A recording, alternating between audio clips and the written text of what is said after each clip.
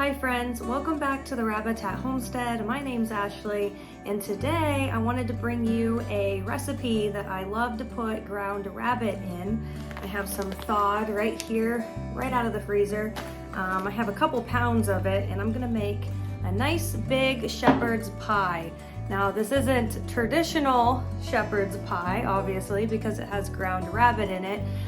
Normally you would see ground lamb, hence the name shepherd's pie. Or a lot of people use beef because lamb really isn't as common. But you can put ground rabbit in it, and it's basically the same recipe, same standard recipe for shepherd's pie. You're just adding not ground lamb, you're just adding ground rabbit to it. So I'll bring you along today in my kitchen with me, and we will make that recipe together. Don't forget to check out rabbitathomestead.com, where I will have this recipe posted. I will leave the link down in the description for you to check it out, and hopefully you'll be able to enjoy this meal at home with your family as well. So let's get started.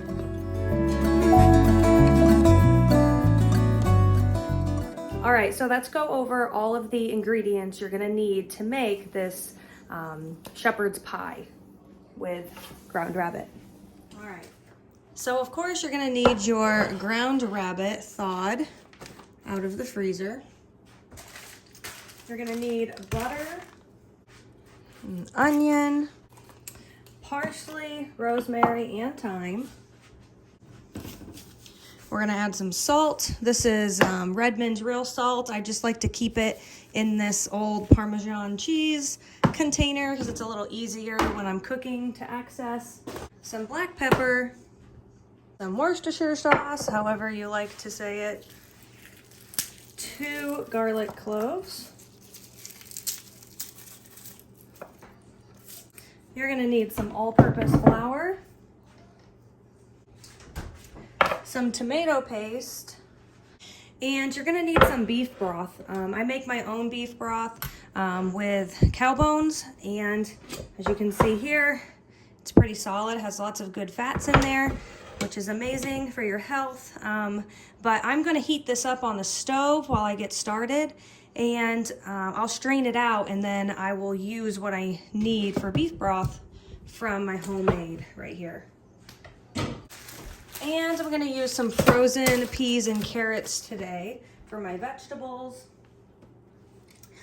You can add corn to this recipe. My husband and I aren't really big fans of corn in our shepherd's pie, so we just stick with the peas and carrots, but that is up to you. And of course, we need to make the topping for our shepherd's pie. So what I just showed you was all of the filling ingredients. Now I'm gonna show you the potato topping for our shepherd's pie. All right, so we're gonna add our potatoes here for our mashed potato topping. And you need half and half for your potato topping. I'm just gonna take some of my raw milk here. You can see there's a cream line. It's probably hard to see in the video, but there's a cream line at the top of this one because it's been sitting in the fridge for a couple days. So I'm just gonna skim the cream off the top and use that for my half and half. And that will work just fine. And then for my potatoes, I'm gonna use garlic powder, salt, ground pepper, and normally I would add Parmesan cheese in there, but I don't have any on hand today, but that will be in the recipe card on my blog if you'd like to add that in there when you go to make it. All right, so this is all of the ingredients you're gonna need to make this shepherd's pie recipe right here. All right, so for my beef broth, I'm gonna go ahead, turn the burner on, and get that going so that it's heating up so that I can strain it out and use it for this recipe. And in the meantime, I'm gonna get my pan ready and we're gonna start adding some ingredients. Okay, so before I actually get started making my filling, I'm gonna get the potatoes ready. So I'm gonna get this water heating up. I'm gonna want it to boil. And then I'm gonna start peeling and cutting up my potatoes so I can add them to the water. That way they're cooking up while I'm making my filling. That way everything just kind of flows together as I'm making this dish. So we got our pot of water going on to make the mashed potatoes. Let's get our potatoes peeled and cut and in the water, and then we'll get started making our filling.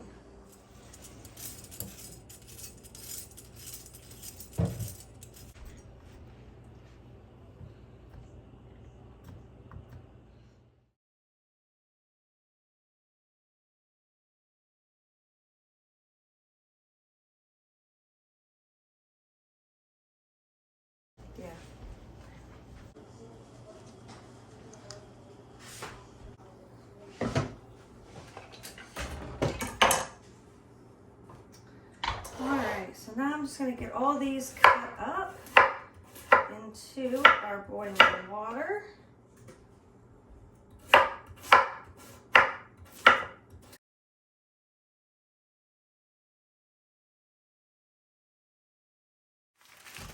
All right, so while the potatoes are cooking, I'm gonna add my cooking fat, which a lot of times I like to use tallow. This time I'm gonna use butter. Just put quite a bit in there. And then I'm gonna dice up one onion. And I'm gonna start cooking that up first. Let me turn my burner on. There we go, we'll let that start melting. And I'll cut up my onion here. Normally I would use a little bit bigger of an onion. I actually just used up all my onions. I made blooming onions a couple times this week, just as a little treat for the family. So this was the last little onion I had. Dice up this little onion, and we're gonna get it in and start. We're gonna get it in the butter and start sauteing. Okay, so we're gonna add that to our skillet.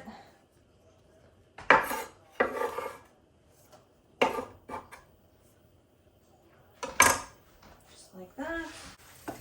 All right, so we're gonna let that cook for a couple minutes, probably 2 or 3 minutes. We're just gonna let it cook down on medium heat. You could do it a little higher if you wanted. So we'll let that cook for 2 minutes or so. All right, so now that our onions have been cooking for a little bit, I'm gonna lower the heat while I put the meat in. So we have our couple grounds of ground rabbit meat. I like to put a lot of ground rabbit in my shepherd's pie. You could just do 1. I like to do 2. It's just really a matter of preference. But I'm gonna put quite a bit in here. My family really likes their meat and potatoes, so I'm gonna have lots of potatoes and lots of meat. All right, so some fresh ground rabbit meat going right in the pan there. This is the ground rabbit that I ground it up and just recently posted a video on. So this is the same rabbit meat from that video. So I know it looks like a lot, but it's gonna cook down and it's gonna be delicious. All right, so we're just gonna break that up and cook it till it's cooked all the way through. And we're gonna add some herbs in with this mixture. I'm gonna turn the heat back up a little bit. And we're just gonna let that cook. All right, and let me get my different seasonings here. All right, here's all my seasonings. So what I'm gonna do is I'm gonna do 2 teaspoons of parsley. Fresh would be better, but I have dried on hand right now. This is a super easy recipe. Okay, got our parsley. All right, and then we're gonna do 1 teaspoon of thyme and 1 teaspoon of rosemary, which looks like that's just about what's left in there. We'll be done with that. And then I'm gonna do a 1/2 teaspoon of pepper, maybe a little less than that. And I'm definitely going to do every little bit of a 1/2 teaspoon of salt. Of course, I got my Redmond's real salt here. It's real mineral salt, the good stuff. Okay, so I'm just going to mix this all up. See, it doesn't look like all that much meat once you get it going in the pan here. I mean, it is a lot of meat. It just doesn't look like a ton like it did when it was in the packaging. But it's so satisfying cooking with meat that you raised on your own and went through the whole process on your own. It's just very satisfying, and especially when you're cooking it and you're feeding it to your family. It's just a wonderful thing. All right. The different herbs always make it look so much prettier once you get all the rosemary and the thyme and all the different things in there. All right, so while that's cooking down a little bit, I'm gonna go ahead and cut up my garlic. I don't have a garlic press, so I'm just gonna chop it up right here.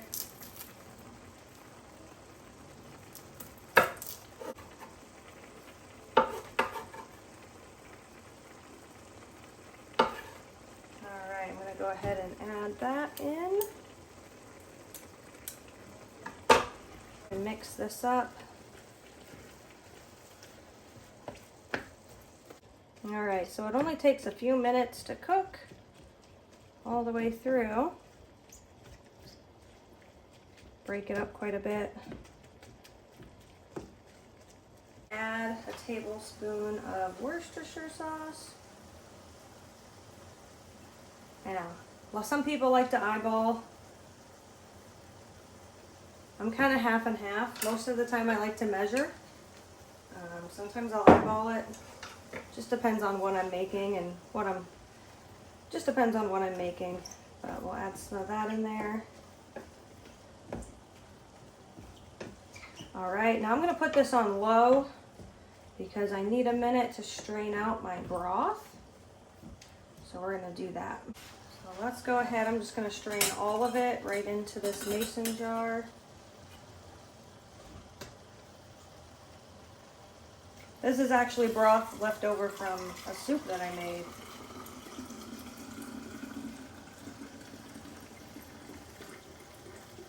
Strain this out a little bit.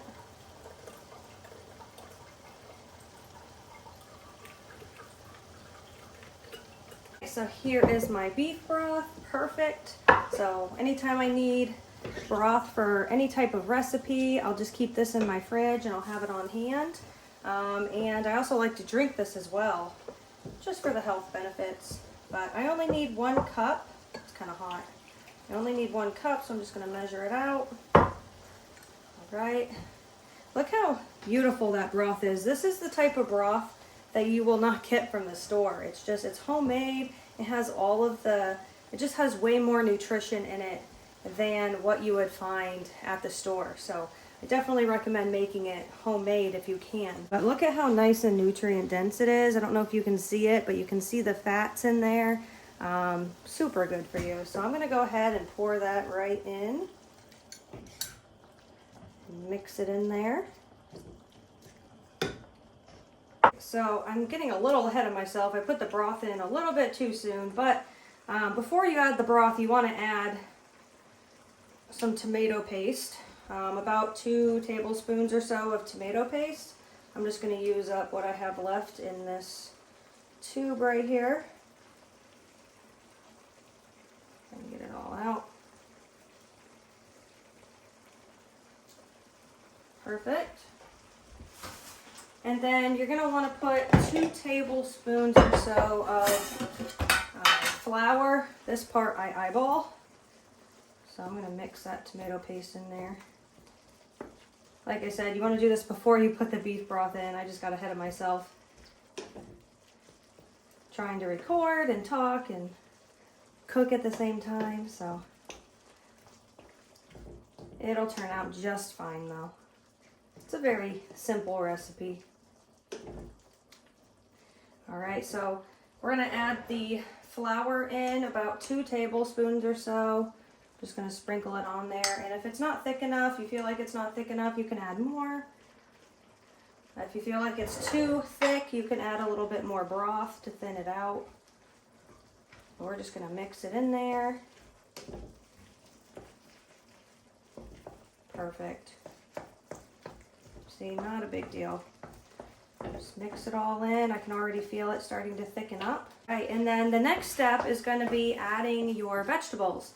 Now you can add all kinds of vegetables to this. You can add a mixed vegetable mix where usually it will have peas, carrots, corn, green beans sometimes. You can add that mix, or you can add just peas and carrots, which is what I'm gonna do today.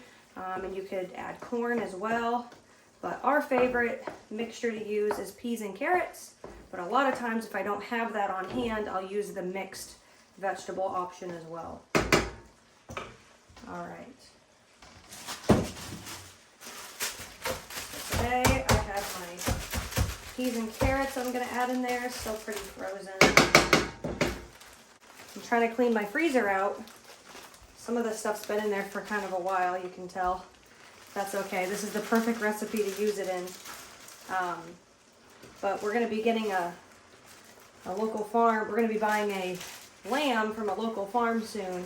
So we got to get our freezer cleaned out quite a bit so the lamb can fit in our freezer.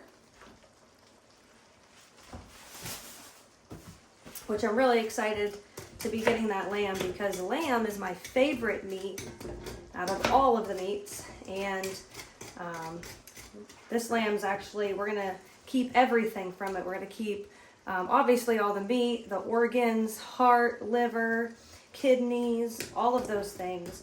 And then we're also going to keep the bones as well, and we're going to be able to use the bones for broth and you know, soups and all that good stuff. So we're just going to let these vegetables cook in here like so. I'll let that break up. And I'm going to go ahead and get my casserole dish out. Break this apart.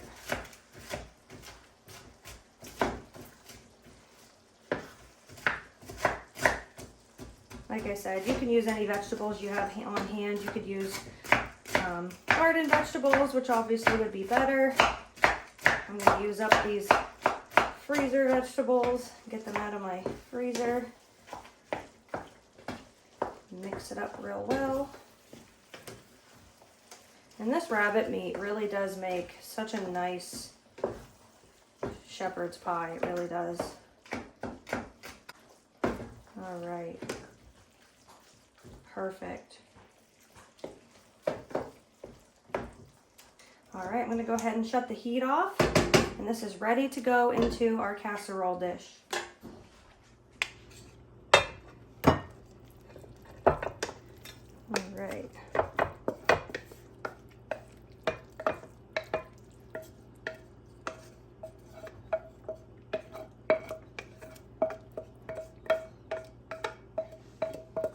Across the bottom. Nice thick layer of shepherd's pie filling. And then we're going to fill all the rest up with some mashed potatoes. All right, so I'm going to go ahead and check and see if these potatoes, just stab one of them with a fork and it splits in half, you know that they're ready. All right, so I'm going to go ahead and strain these potatoes out.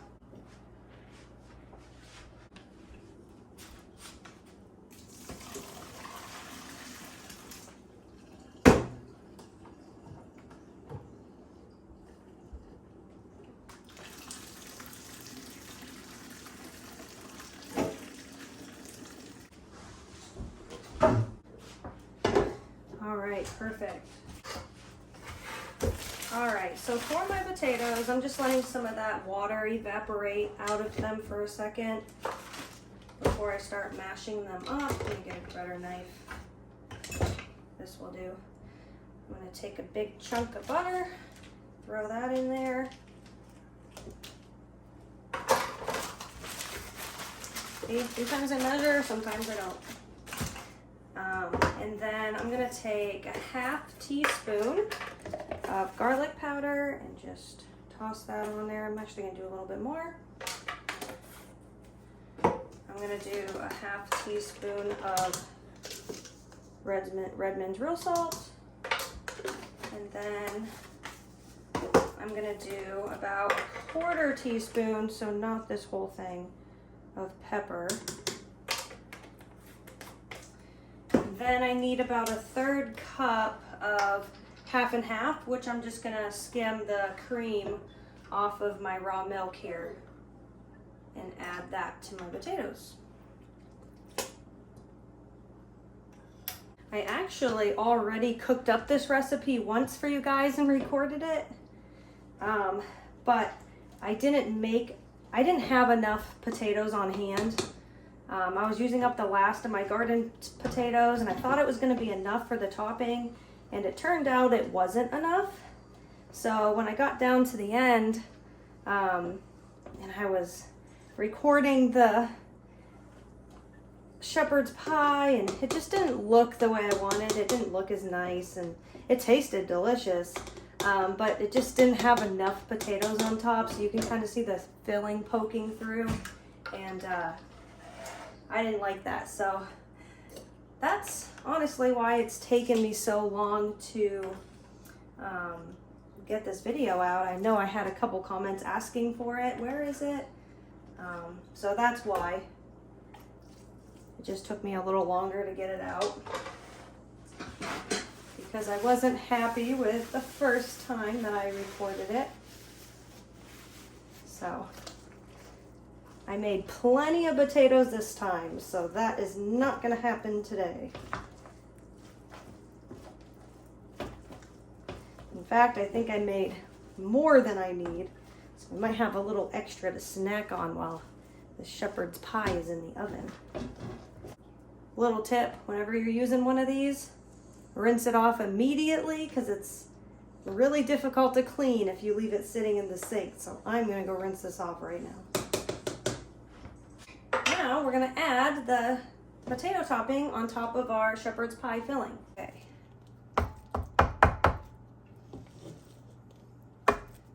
Just dab it right on there.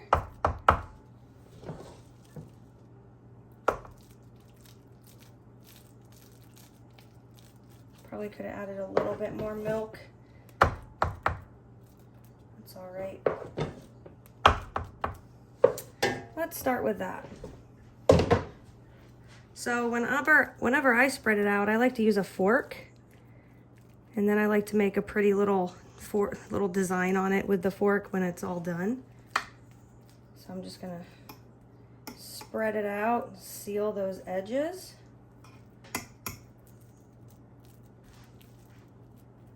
Perfect.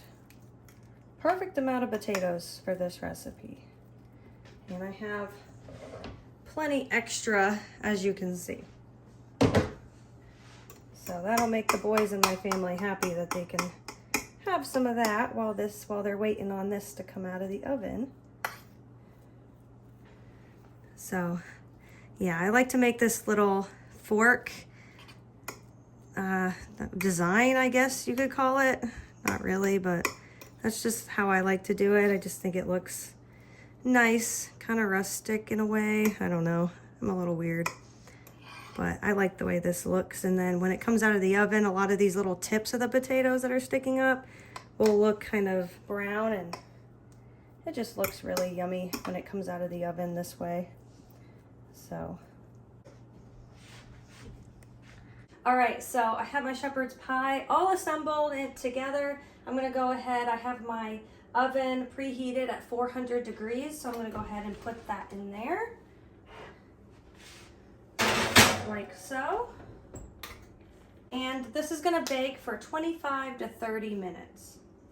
All right, so while that's baking, I'm gonna do some cleanup in the kitchen, and I will see you right back in a few seconds when it comes out of the oven.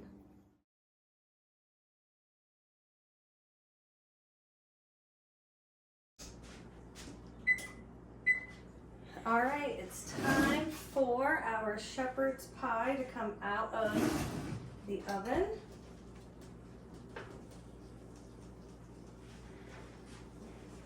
All right.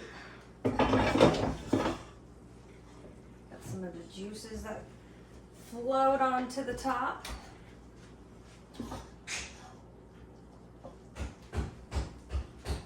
That looks delicious.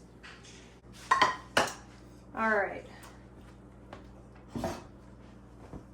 let's go ahead and cut right into this shepherd's pie. All right, guys, well, I hope you enjoyed this video making shepherd's pie together. I just love finding different ways to use up my rabbit meat, and ground rabbit meat is just so easy to use. You can put it in so many things. So it's just nice and encouraging to know different dishes you can use rabbit meat in. So I really hope you enjoyed this shepherd's pie recipe. Again, if you'd like to see this recipe and try it out for yourself, you can find it on my blog, rabbitathomestead.com, and I'll leave a link to my recipe in the description box below where you can find it. And also check out my rabbit pot pie recipe as well. I did a video making that and such delicious recipes. I really hope that you enjoy it, and I hope your family enjoys it as well. So leave a comment, let me know if you liked it, and I will see you guys in the next video. God bless.